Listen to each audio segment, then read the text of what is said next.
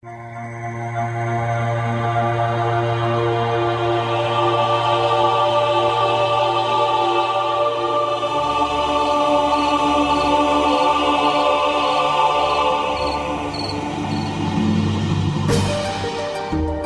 is lesson 9 of A Witch's Primer, Revisited, and week 4 of building our power base.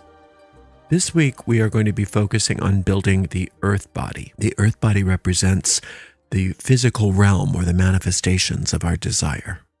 So when we're working magic, we have, again, 4 sides to that witch's pyramid: faith, imagination, will, and secrecy. And we are attaching an element to each side. So the first week, fire was will. The second week, water was faith. The third week, air was imagination. And then this week, earth is secrecy. And as I have stated several times, and I'm going to reiterate, when you're building the power body, it's important that you go in order: fire, then water, then air, then earth. That's the order of creation. It's important that we understand the power of secrecy in magic. When we are working any kind of spell, we are accumulating power, concentrating power into a thought form, and then that thought form will release itself into manifestation. But if you start talking about it, then you've already given it the manifestation through your words. Let's say you're doing a spell for a new job and you're talking about, well, I'm going to get a new job and I want my job to look like this and I want my job to look like that. Then the thought form that you're creating is already getting its form. It doesn't need to manifest in a job because you've given it manifestation as your words. You can think of it as a balloon filled with air. And if you're talking about it, it's leaking out power every time you talk about it. So you want to stop talking about it and patch up that leak so that that thought form can become full. And the fullness of that thought form automatically wants to manifest into its counterpart in the physical realm if you don't rush the process of manifestation by blabbing. The power of secrecy is keeping our magic quiet. It's an ancient practice that anytime you want to manifest anything, you keep it quiet. But in addition to your goals, you want to keep your magic quiet because it makes it more sacred. What we make secret, we make sacred. It doesn't matter to the deep mind what the secret is. If you are keeping it secret, it automatically makes it sacred. And there's certain things you don't want to keep sacred. For instance, when you go into therapy, they'll tell you that you're just as sick as your secrets. And what that means is that if you're keeping secret something that you're ashamed of, it's trying to manifest that shame into physical experience because you're keeping it secret. As I said, the deep mind doesn't differentiate what kind of secrets we're keeping. So even though it's probably not a great idea to go talk about all of your shame-based secrets to everybody, sometimes the best thing to do is find a therapist or find a friend, find somebody that you can unload or confess your secret to get the charge off of it so it stops manifesting as problems. If you have a shame-based secret, you'll see it manifesting as all kinds of weird things in your life. Sometimes relationship problems or accidents or skin eruptions or financial problems and debts and all kinds of stuff.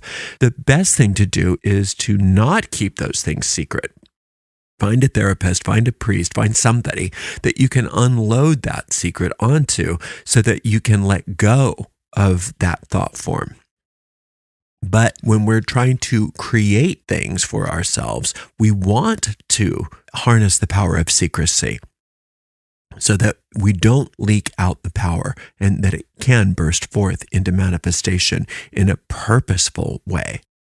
The kinds of secrets that we keep are secrets that we love. They're wonderful secrets. So I keep my craft a secret. Of course, it does help for me in my particular station in life, where I am in life.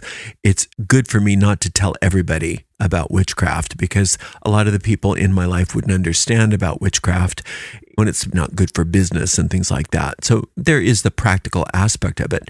But it's not because I'm ashamed of witchcraft that I'm keeping it a secret. I'm keeping it a secret because it's sacred to me, and I don't cast my pearls before swine.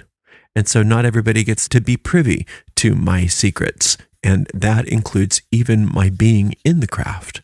So for me personally, I don't wear pentagrams. I don't do outwardly witchy things just because I keep it a secret. Now, I'm not saying that that has to be the case for you, because a lot of people, especially in this day and age, like to wear their pentagrams. They like to talk about what they do. And sometimes I like to do those things as well, because, if I'm doing a celebration outdoors, it's usually just with other witches. It's not with a news crew.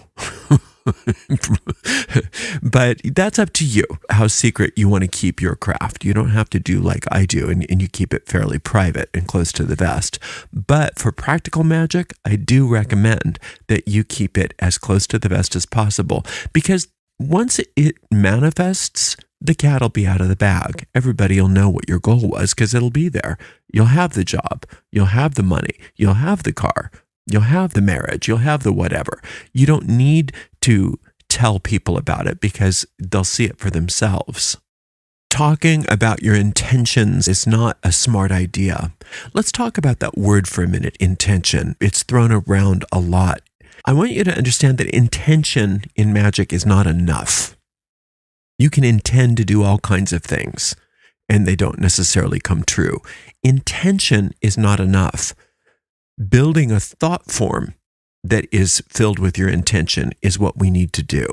And on the Earth Body Week, we want to learn how to keep that thought form intact so that it can keep growing and burst forth into manifestation.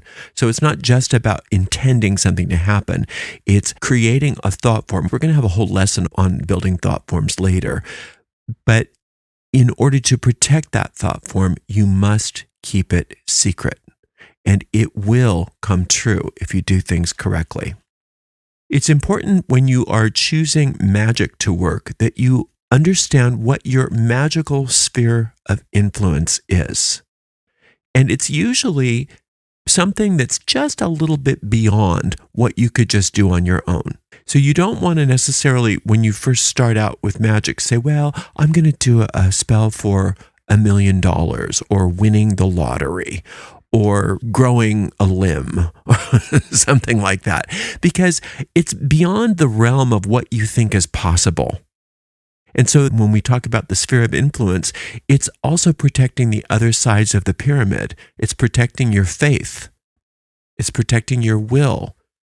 It's working within your imagination to imagine things that are what you think are somewhat possible, or just barely beyond what you think is possible for you.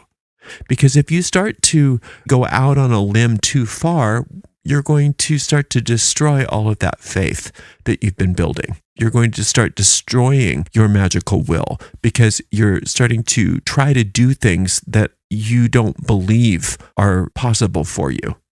It's important to look and see, well, what can I do? What can I accomplish? And what's a little bit of a stretch?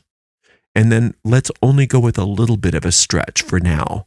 And if it's too big of a thing, that's okay. We can either wait, or we can just break it down into smaller, more attainable spells and goals. So maybe not $1 million right now.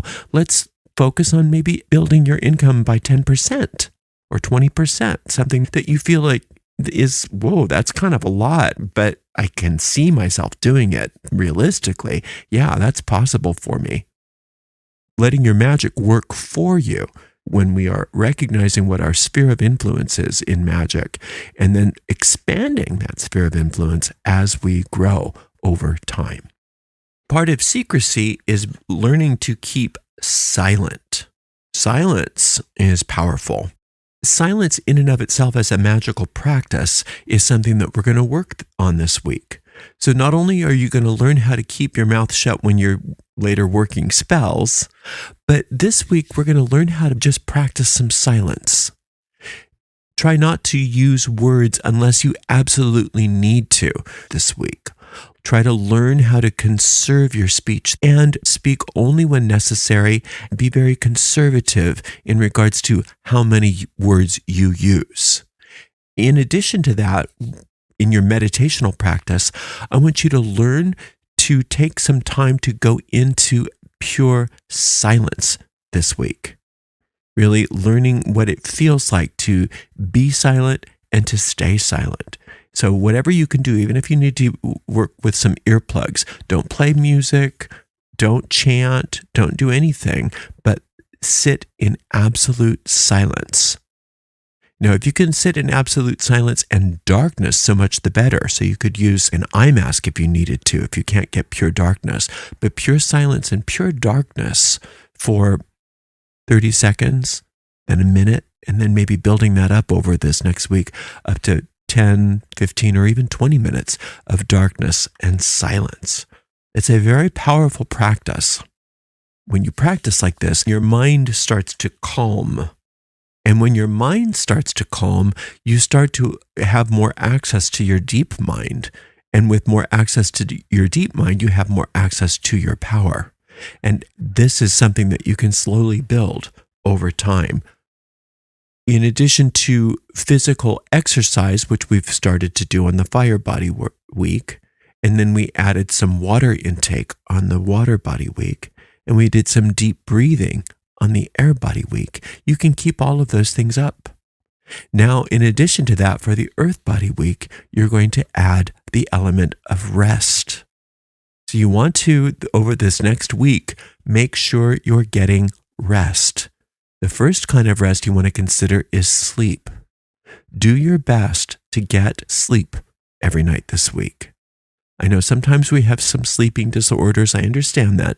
Just do your best. If what you're tending to do isn't so much that you can't sleep, but you choose not to sleep. Let's say you like to stay up late to do extra things or get up early. And because of that, you have fewer hours of sleep than what your body might want. This week, you're not going to do that. You're going to try to go to bed early. And you're going to try to get sleep. If you can get 8 hours of sleep each night this week, that's even better. Since you're going to be working on sleep anyway, what I'd like for you to do is notice the thoughts that you're going into sleep with every night. And I want you to bring only thoughts into sleep with you that you want to see manifest. I don't want you to go to sleep worried or tense or having your mind race. I want you to take a thought into sleep with you.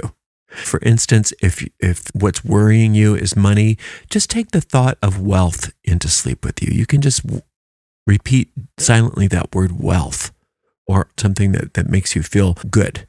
Or if you're worried about your health, just take the word health into sleep with you. Take a positive thought into sleep with you. And when you awaken in the morning, notice what you're thinking and bring that thought that you fell asleep with into your mind as soon as you can as you're waking up. In addition to sleep, I want you to learn how to rest. That means taking a day off this week where you don't do anything. This week, carve out a day where you have no responsibilities.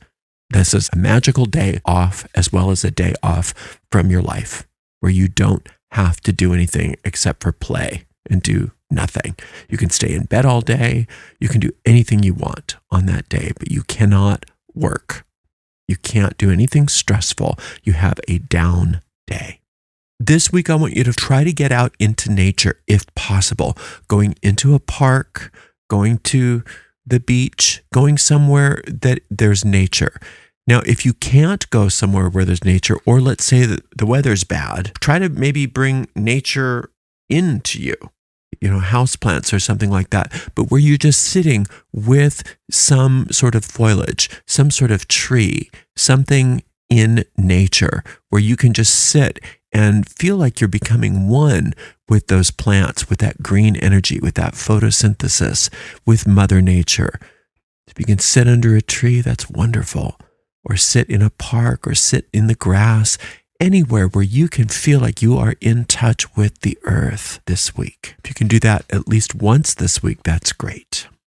2 more concepts for the Earth Body Week. First of all, there's food.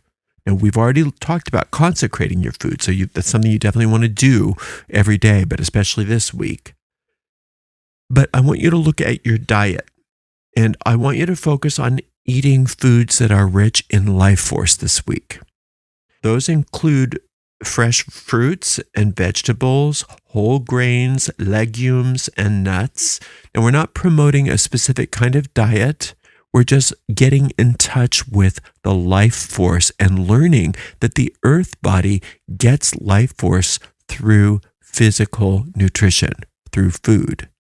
The sunlight brings energy into the food, and then you ingest that sunlight by eating it. So that's green vegetables especially.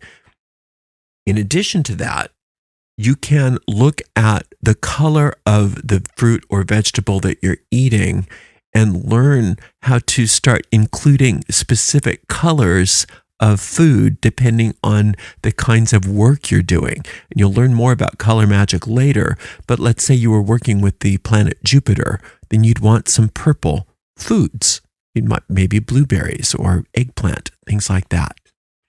So, and that's an interesting way of working, to let the earth body be something that you pull the magical energy of a particular color into your experience through ingesting it by eating that color of food.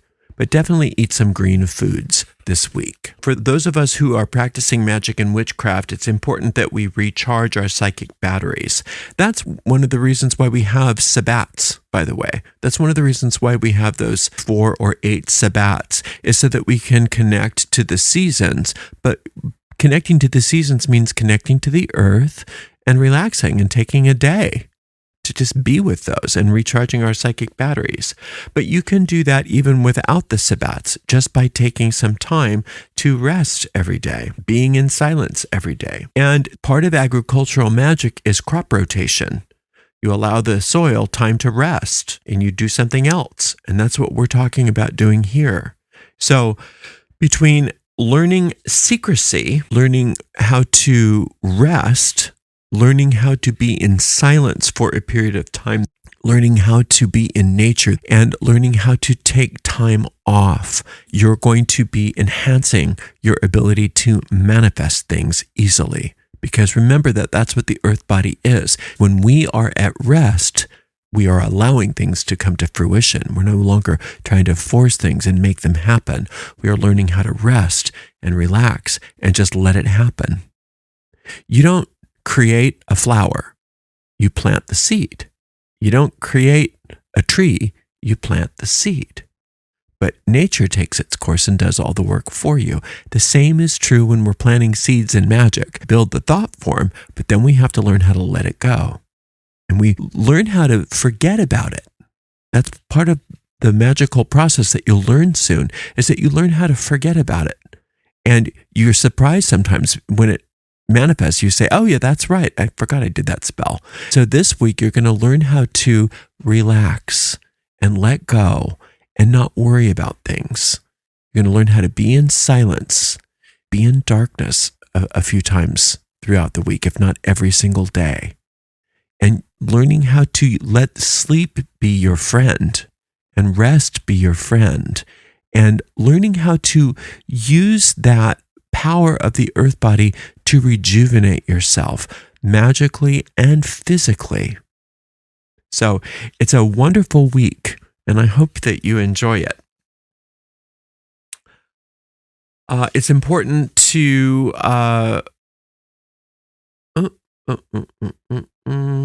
what was I going to tell you? Oh, I guess I already said that. It's important to rejuvenate. All right. So that's this week. Let's just recap really quickly.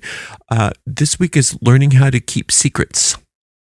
Good, safe, healthy secrets. And learning the power of secrecy and how you can use it to increase things by keeping them secret and decrease things by letting that secret go.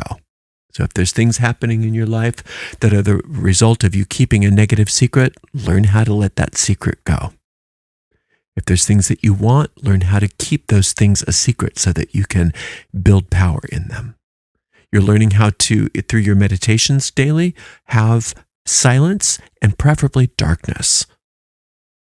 You're learning how to sleep more and rest more, to rejuvenate, and to go out into nature every single day if possible, but at least a couple times this week. Go out into nature. If you can't go to nature, find something in nature, such as houseplants, that you can connect with, and just connect with Mother Nature and allow the forces of Mother Nature to rejuvenate you. Learning how to have a relaxing day off once a week.